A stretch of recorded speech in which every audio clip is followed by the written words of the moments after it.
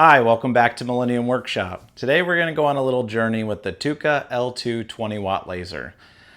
For the past couple days I've been playing around with it and I've been having a blast. And I think that you're going to enjoy this little video. Now everything in this video is not an exact like how to, you should do it like this. I have no idea what I'm doing. So trial by fire, so let's get into this.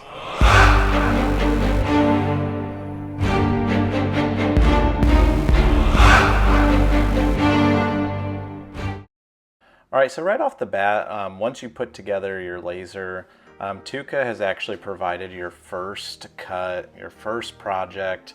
All you have to do is just hit go. It reminds me a lot like, a 3D printer.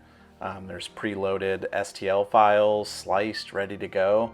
So you get that hands-on experience right off the bat with no stress, and you get to make sure that the, laser is working and it's working properly, and this little do not disturb sign is kind of cool. I've already made one for one of my friends and for my wife because she just thought it was cute, and I went in and painted it a little bit and clear coated it and it turned out really good. So you'll see that at the end.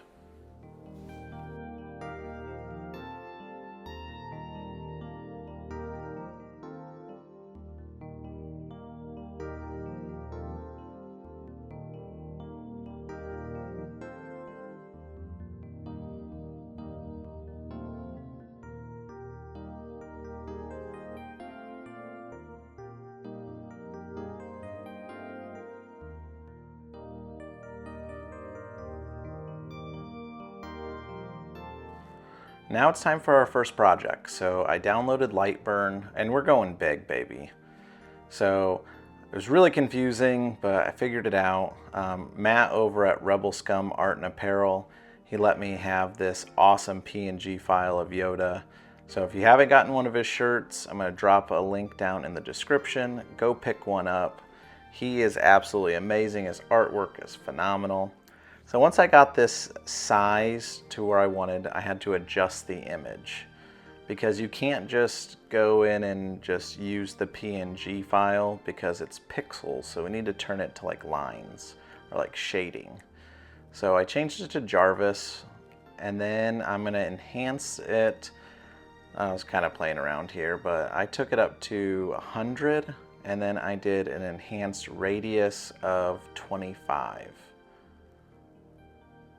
And then I increased the brightness of this at 7.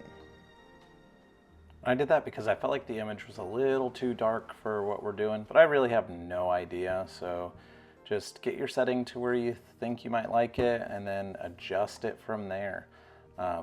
Do a test sample, maybe not go big like I did right off the bat, because I felt like it turned out a little bit light and didn't get to see all the details. And that's probably my fault, either by increasing the brightness or potentially going too fast during the engraving process or not using enough power.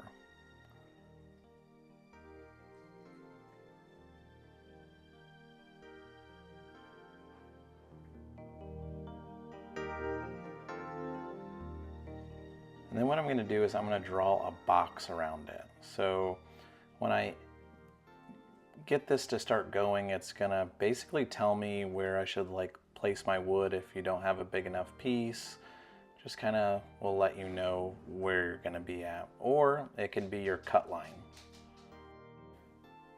Now I'm programming the settings on the engraver. So I have my shading, my image at 6,000 millimeters per second at 20 power, and then I'm changing the line cutting to 300 millimeters per second. Nope, actually 400 millimeters per second at 80 power. So this is going to cut through it.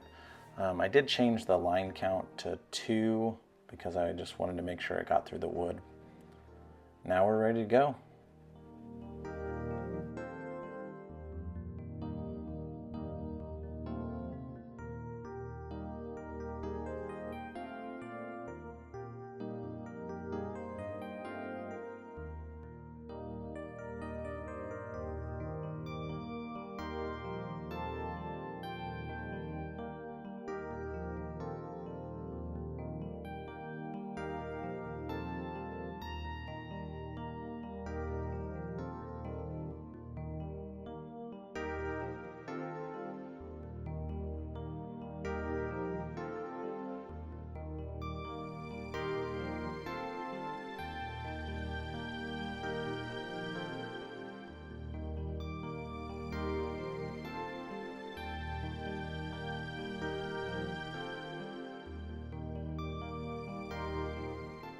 And now it's all done.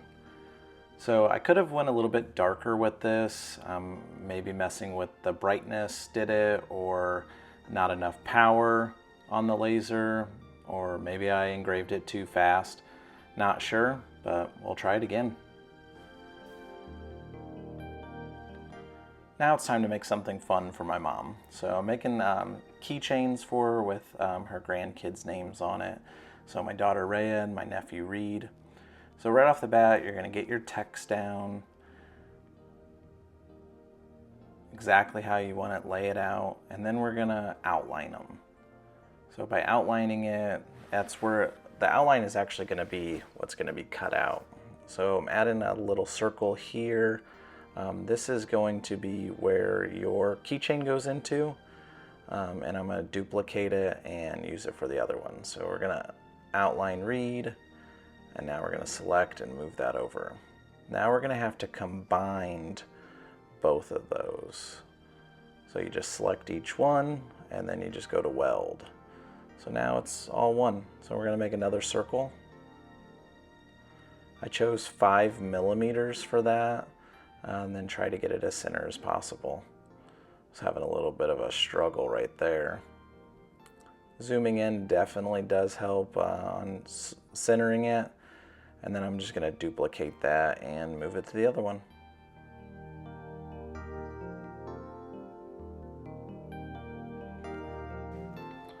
Now I'm going to select both outlines and I'm going to allocate that to a color.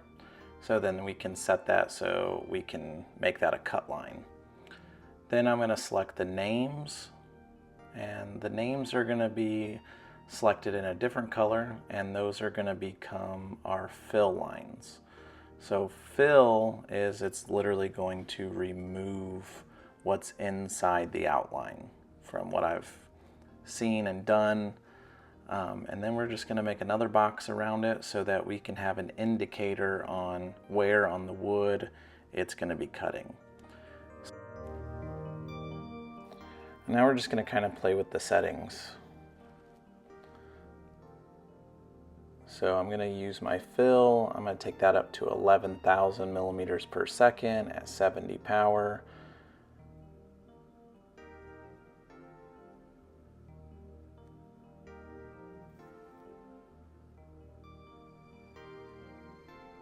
I'm going to change my line where I'm cutting. We're going to do 2 passes on that, and we're going to drop this down and slow it down. So we're going to take it to 650 millimeters per second, and then we need to turn the power up to 80. Now the line, we're just going to turn that on just to show us where it's at, the square rectangular border. So we're going to do 4,000 RPMs. We're going to turn the power way down to 0.03 or 0.3. And then we're going to turn off the fill and the cutting line, and we're going to run the program. Now we set our board in, we're going to turn off where the indicator is of where it's going to cut, and then we're going to turn it off. We're going to turn everything else back on and start cutting again.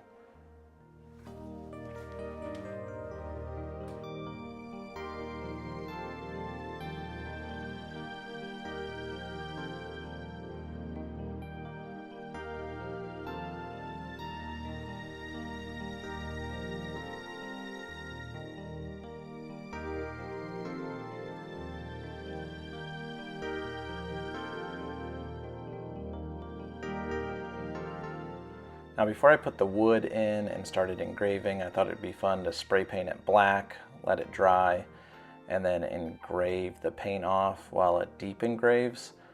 I just thought it would kind of look cool, and I was really happy with how it turned out.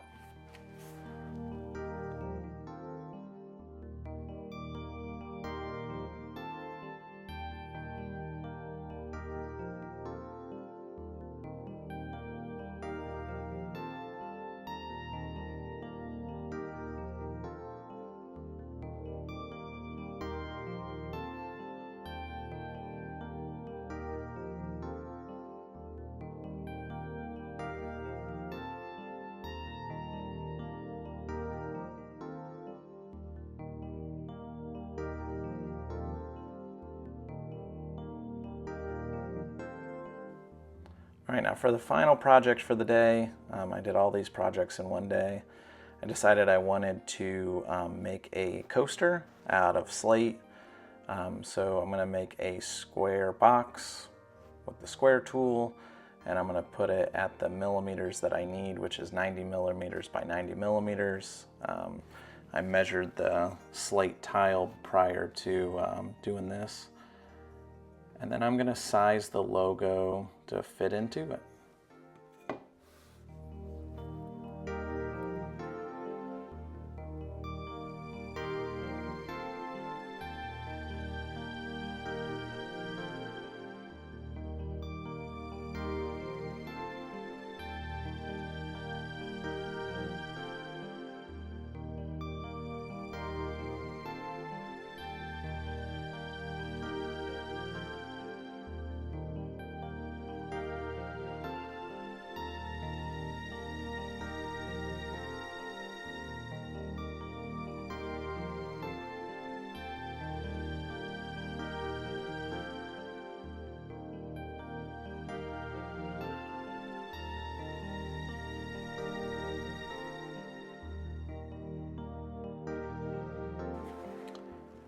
Now after moving that around, I finally decided, all right, this is where I like it. So now we're gonna go mess with the settings. So we got a cut, we don't have a cut line. We're gonna have an indicator line, which is the square box that we made just to tell us, you know, where to set the tile once we put it in. So we're gonna cut this at 900 millimeters per second at a power of 85. Now I went way too slow on this, or I burned way too hard because it actually like engraved completely through the stone a little bit. Still turned out looking cool, but I'm definitely gonna have to be playing around with this. I think that I need to speed up the engraver and keep it at the power that it's at. And instead of doing 2 counts like you see there, only do 1.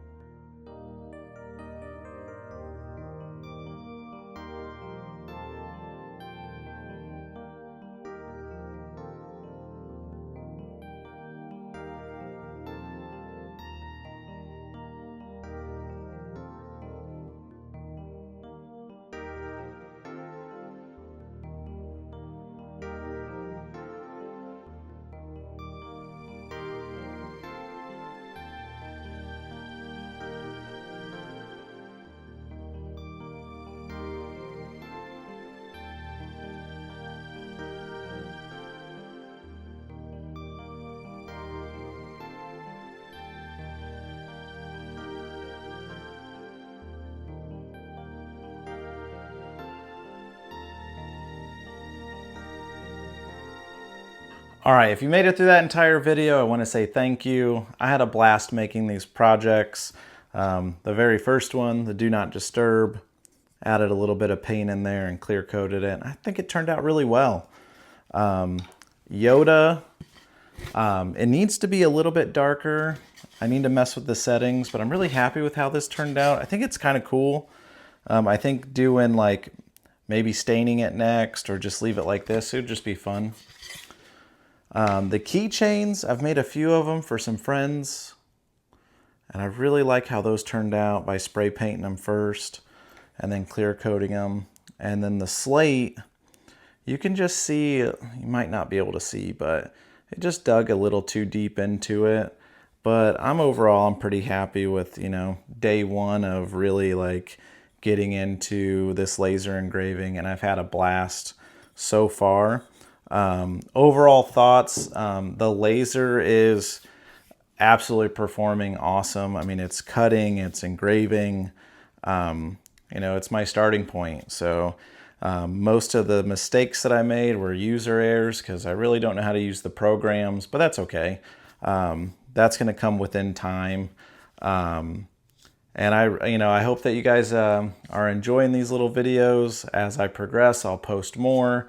And again, thank you to TOOCAA for sending me the L2. It's been so much fun. So I'll catch you guys on the next one. Have a good one.